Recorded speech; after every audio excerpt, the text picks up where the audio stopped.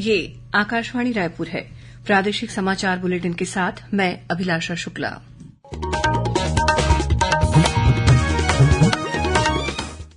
और अब पेश है आज के मुख्य समाचार। राज्य सरकार ने सभी शासकीय विभागों में सीधी भर्ती के रिक्त पदों को भरने के लिए वित्त विभाग की अनुमति अनिवार्य की। राष्ट्रपति ने छत्तीसगढ़ के रामलाल बरेठ को कत्थक नृत्य के क्षेत्र में उनके योगदान के लिए पद्मश्री पुरस्कार से सम्मानित किया। छत्तीसगढ़ उच्च न्यायालय में 13 मई से 7 जून तक ग्रीष्म अवकाश घोषित किया गया और प्रदेश में अगले 24 घंटों में कुछ स्थानों पर हल्की वर्षा होने या गरज चमक के साथ छींटे पड़ने की संभावना। अब समाचार विस्तार से। राज्य सरकार ने सभी शासकीय विभागों में सीधी भर्ती के रिक्त पदों को भरने के लिए वित्त विभाग की अनुमति अनिवार्य कर दी है। इसमें लोक सेवा आयोग के जरिए की जाने वाली सीधी भर्ती के रिक्त पदों के साथ अनुकंपा नियुक्ति के पदों को छूट प्रदान की गई है। इसके साथ ही चालू वित्तीय वर्ष से लोक सेवा आयोग द्वारा प्रतिवर्ष आयोजित होने वाली संयुक्त राज्य सेवा परीक्षा में शामिल पदों को छोड़कर विभागों में राज्य लोक सेवा आयोग के माध्यम से भरे जाने वाले अन्य पदों पर भर्ती शुरू करने के पूर्व वित्त विभाग की अनुमति आवश्यक की गई है।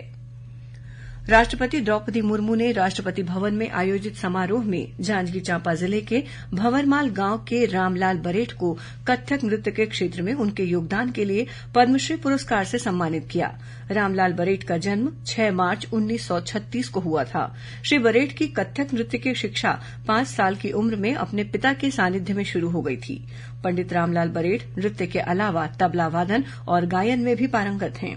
तबला वादन की शिक्षा अपने पिता पंडित कार्तिक राम और पंडित जयलाल महाराज से ली और गायन की शिक्षा अपने पिता और उस्ताद हाजी मोहम्मद खां बांदावाले से ली है। उन्होंने अपनी कला का प्रदर्शन पूरे देश में अनेक स्थानों पर किया है। वे 77 वर्षों से कला साधना कर रहे हैं। गौरतलब है कि रामलाल बरेठ और उनके पिता कार्तिक राम बरेठ रायगढ़ राजघराने से जुड़े रहे और वहां कत्थक नृत्य सिखाते रहे। वे रायगढ़ के चक्रधर संगीत विद्यालय से भी जुड़े रहे। इससे पहले भी उन्हें कई पुरस्कार और सम्मान मिल चुके हैं। राष्ट्रीय विधिक सेवा प्राधिकरण नई दिल्ली और छत्तीसगढ़ राज्य सेवा विधिक सेवा प्राधिकरण बिलासपुर द्वारा इस वर्ष आयोजित होने वाले राष्ट्रीय लोक अदालत की तिथियों में परिवर्तन किया गया है। इसके अनुसार 11 मई को आयोजित होने वाला राष्ट्रीय लोक अदालत का आयोजन अब 13 जुलाई को किया जाएगा। इसी तरह 14 सितंबर को आयोजित होने वाले नेशनल लोक अदालत का आयोजन अब 21 सितंबर को किया जाएगा। छत्तीसगढ़ उच्च न्यायालय में 13 मई से 7 जून तक ग्रीष्म अवकाश घोषित किया गया है। इस संबंध में हाईकोर्ट के रजिस्ट्रार विनोद कुजूर ने आदेश जारी किया है। उच्च न्यायालय 10 जून को फिर से खुलेगा। ग्रीष्मावकाश अवधि के दौरान हाईकोर्ट के जजों को सुनवाई और केस दाखिल करने के निर्देश जारी कर दिए हैं। इस दौरान सभी सिविल आपराधिक और रिट मामले दायर किए जाएंगे। किसी भी अति आवश्यक मामले में अवकाशकालीन न्यायाधीश उच्च न्यायालय के मुख्य न्यायाधीश की मंजूरी प्राप्त करने के बाद किसी अन्य न्यायाधीश के साथ अपने आधिपत्य की स्थिति का आदान प्रदान कर सकते हैं। अवकाशकालीन न्यायाधीश सुबह 10:30 बजे से डिवीजन बेंच कोर्ट की सुनवाई कर सकेंगे। वहीं गर्मी की छुट्टियों के दौरान शनिवार, रविवार और छुट्टियों को छोड़कर रजिस्ट्री रोजाना सुबह 10 बजे से शाम 5 बजे तक खुली रहेगी। छत्तीसगढ़ उच्च न्यायालय के मुख्य न्यायाधीश रमेश सिन्हा ने न्यायमूर्ति राकेश मोहन पांडे, न्यायमूर्ति सचिन सिंह राजपूत तथा न्यायमूर्ति राधाकिशन अग्रवाल को शपथ दिलाई। न्यायमूर्ति राकेश मोहन पांडे ने स्थायी जज के रूप में और न्यायमूर्ति सचिन सिंह राजपूत तथा न्यायमूर्ति राधाकिशन अग्रवाल ने एडिशनल जज के रूप में शपथ ली। इस बीच छत्तीसगढ़ उच्च न्यायालय के मुख्य न्यायाधीश रमेश सिन्हा ने उच्च न्यायालय भवन में आर्काइव और म्यूजियम कक्ष का कल उद्घाटन किया। आर्काइव कक्ष में वर्ष 1879 के दस्तावेज, सेंट्रल प्रोविंसन व बरार का नक्शा, सेंट्रल प्रोविंसन्स के अंतर्गत नागपुर उच्च न्यायालय से संबंधित दस्तावेज व भवन की सुंदर तस्वीर, संविधान समिति के सदस्यों की तस्वीरें भी हैं। वहीं मध्यप्रदेश उच्च न्यायालय जबलपुर के भवन की तस्वीर, छत्तीसगढ़ उच्च न्यायालय बिलासपुर की स्थापना से संबंधित राजपत्र की तस्वीर के साथ ही बहुत ही ऐतिहासिक तस्वीरें भी लगाई गई हैं। इस आर्काइव कक्ष से लोगों को छत्तीसगढ़ उच्च न्यायालय तथा न्यायिक व्यवस्था के संबंध में ज्ञानवर्धक जानकारी मिल सकेगी। केंद्रीय खनिज सचिव वीएल कांताराव ने नवा रायपुर में राजस्व, पर्यावरण तथा खनिज विभाग के सचिव और खनिज विभाग के अधिकारियों की बैठक लेकर छत्तीसगढ़ में खनन गतिविधियों के सुचारू संचालन पर विचार विमर्श किया। इस बैठक में प्रदेश के उद्योगों के प्रतिनिधियों के साथ विस्तृत चर्चा कर प्रदेश में खनन गतिविधियों की समीक्षा की गई। बैठक में केंद्रीय सचिव श्री राव ने कहा कि उत्खनन क्षेत्र में ग्रीन माइनिंग की नवीन तकनीक का उपयोग किया जाना चाहिए। उन्होंने कहा कि स्वीकृत खदानों को जल्द से जल्द ऑपरेशनल बनाने के लिए बिल्डर्स और संबंधित विभागों के बीच अधिक समन्वय से काम किया जाना चाहिए। प्रादेशिक समाचार आप आकाशवाणी रायपुर से सुन रहे हैं।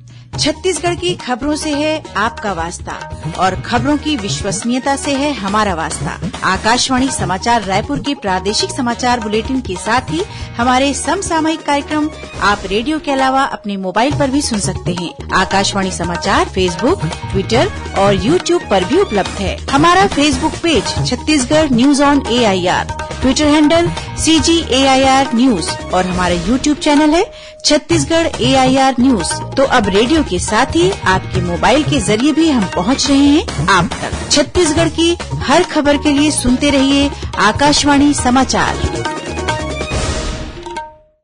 और अब आगे बढ़ते हैं बाकी के समाचारों की ओर। बीजापुर जिले के पीड़िया के जंगल में कल हुई माओवादी मुठभेड़ में मारे गए 12 माओवादियों में से 10 की शिनाख्त कर ली गई है। ये माओवादी बस्तर, दरभा, मलांगीर और गंगालूर क्षेत्र में कमांडर के रूप में सक्रिय थे। आज एक पत्रकार वार्ता में जिले के पुलिस अधीक्षक जितेंद्र यादव ने बताया कि इस इलाके में लगभग 150 सशस्त्र माओवादियों की मौजूदगी की सूचना मिलने पर सुरक्षा बल तलाशी अभियान पर निकले थे। सुरक्षा बलों और माओवादियों के बीच मुठभेड़ करीब 12 घंटे तक चली।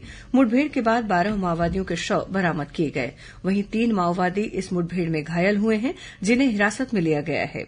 गोलीबारी में एक ग्रामीण भी घायल हुआ है, जिसका इलाज जिला अस्पताल में चल रहा है। मुठभेड़ के बाद इस इलाके से BGL लॉन्चर, 12 बोर की एक बंदूक, राइफल, भारी मात्रा में विस्फोटक, दवाइयां, माओवादी वर्दी और साहित्य बरामद किया गया है। सुरक्षा बलों ने अभियान के दौरान पीड़िया के जंगल में माओवादियों द्वारा स्थापित अस्थायी कैंप को भी ध्वस्त कर दिया है।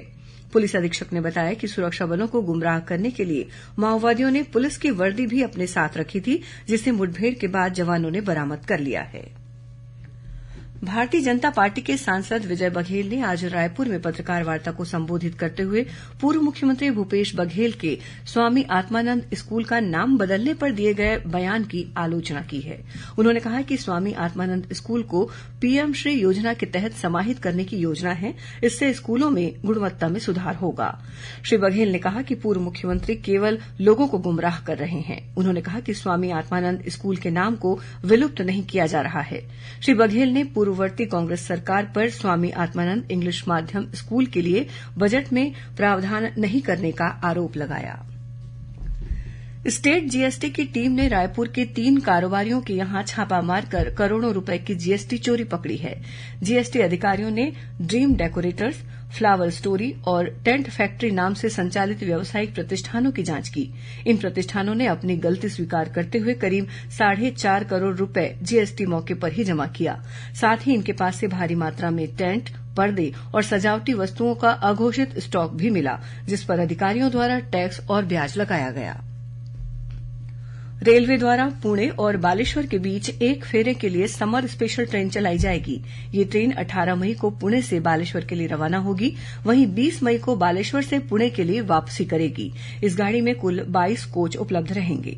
वहीं छत्रपति शिवाजी महाराज टर्मिनल और बालेश्वर के बीच भी एक फेरे के लिए समर स्पेशल ट्रेन की सुविधा दी जा रही है। श्रोताओं, कल रविवार को हल्बी और गोंडी बोली में समाचार बुलेटिन प्रसारित किए जाएंगे। ये दोनों बुलेटिन आकाशवाणी केंद्र जगदलपुर से प्रसारित किए जाएंगे। इन्हें बस्तर संभाग में सुना जा सकेगा। हल्बी में समाचार बुलेटिन सुबह 7:30 बजे से और गोंडी में समाचार बुलेटिन शाम 6:30 बजे से प्रसारित किया जाएगा। प्रादेशिक समाचार एकांश आकाशवाणी रायपुर द्वारा प्रस्तुत कार्यक्रम जिले की चिट्ठी का प्रसारण कल शाम 6:05 से 6:10 तक किया जाएगा। इस कार्यक्रम को छत्तीसगढ़ स्थित आकाशवाणी के सभी केंद्र रिले करेंगे। इस बार के अंक में बलौदाबाजार जिले की गतिविधियों के बारे में जानकारी दी जाएगी। और अब पेश है मौसम का हाल। प्रदेश में कल कुछ स्थानों पर हल्की वर्षा होने या गरज चमक के साथ छींटे पड़ने की संभावना है। वहीं 1-2 स्थानों पर गरज चमक के साथ अंधड़ चलने तथा आकाशीय बिजली गिरने की आशंका है। मौसम विभाग से मिली जानकारी के अनुसार एक द्रोणिका पश्चिमी उत्तर प्रदेश से दक्षिणी असम तक विस्तारित है। वहीं एक द्रोणिका मराठवाड़ा से कुमुरान तक बनी हुई है। इसके प्रभाव से कल प्रदेश के कुछ स्थानों पर हल्की से मध्यम वर्षा हो सकती है। अब कुछ खबरें संक्षेप में। गौरेला पेंड्रा मरवाही जिले में नकली सोना देकर ठगी करने वाले अंतर्राज्यीय गिरोह के 3 सदस्यों को पुलिस ने गिरफ्तार किया है। ये तीनों आरोपी ओडिशा के निवासी बताए जा रहे हैं। आरोपियों के पास से भारी मात्रा में नकली सोने चांदी के जेवर बरामद किए गए हैं। और दंतेवाड़ा जिले के जवांगा के पास तेज रफ्तार बाइक और कार की टक्कर में बाइक सवार 2 युवकों की मौके पर ही मौत हो गई, जबकि एक अन्य युवक गंभीर रूप से घायल हो गया है। अंत में मुख्य समाचार एक बार फिर। राज्य सरकार ने सभी शासकीय विभागों में सीधी भर्ती के रिक्त पदों को भरने के लिए वित्त विभाग की अनुमति अनिवार्य की। राष्ट्रपति ने छत्तीसगढ़ के रामलाल बरेठ को कत्थक नृत्य के क्षेत्र में उनके योगदान के लिए पद्मश्री पुरस्कार से सम्मानित किया। छत्तीसगढ़ उच्च न्यायालय में 13 मई से 7 जून तक ग्रीष्म अवकाश घोषित किया गया। और प्रदेश में अगले 24 घंटों में कुछ स्थानों पर हल्की वर्षा होने या गरज चमक के साथ छींटे पड़ने की संभावना। इसी के साथ प्रादेशिक समाचार बुलेटिन समाप्त हुआ। नमस्कार।